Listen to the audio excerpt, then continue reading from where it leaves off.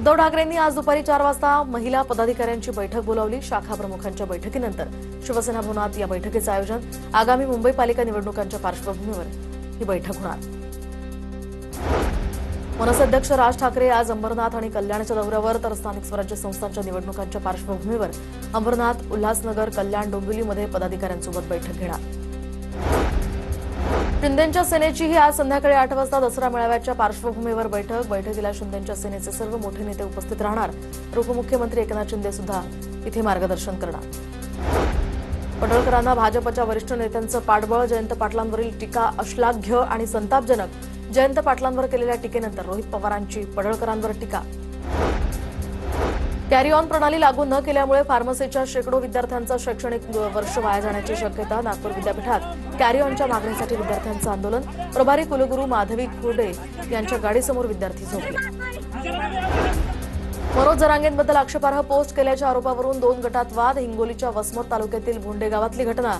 Video post करणाऱ्यावर Kurunda police ठाण्यात गुन्हा। धुळ्यात मुख्यमंत्री युवा कार्य प्रशिक्षण योजनेतील प्रशिक्षणार्थ्यांचं विविध मागण्यांसाठी आंदोलन। प्रशिक्षणार्थ्यांना कायमस्वरूपी रुजू करण्याचं तहसीलदारांना दिलं निवेदन। जळगावच्या पाचोरा तालुक्यातील विविध गावांमध्ये अतिवृष्टीमुळे मोठं नुकसान, तर पालकमंत्री गुलाबराव पाटलांकडून वाडी, शेवळे, शिंदाड, सावरा, पिंपरी, सातगाव, डोंगरी या गावांमध्ये जाऊन पाहणी। शेतकऱ्यांशीही संवाद साधून त्यांना दिला धीर।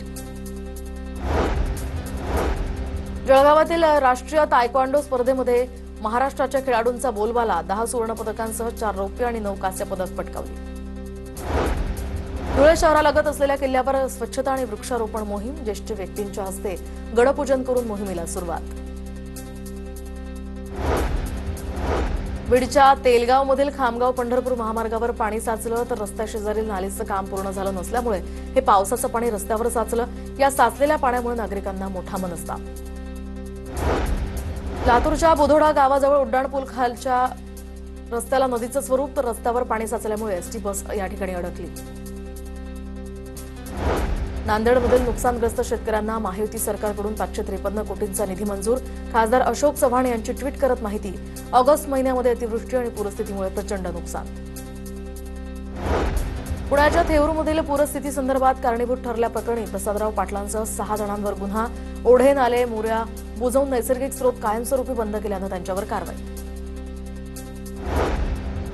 रत्नागिरीतील 2 आणि सिंधुदुर्गमधील 1 अशा 3 ठिकाणी नव्या जेट्टी उभारण्यास मंजुरी, तर मासेमारी व्यवसायाबरोबरच पर्यटन वाढीच्या दृष्टीनं मत्स्य व्यवसाय आणि बंदरं खात्याचे मंत्री नितेश राणे यांचा हा निर्णय।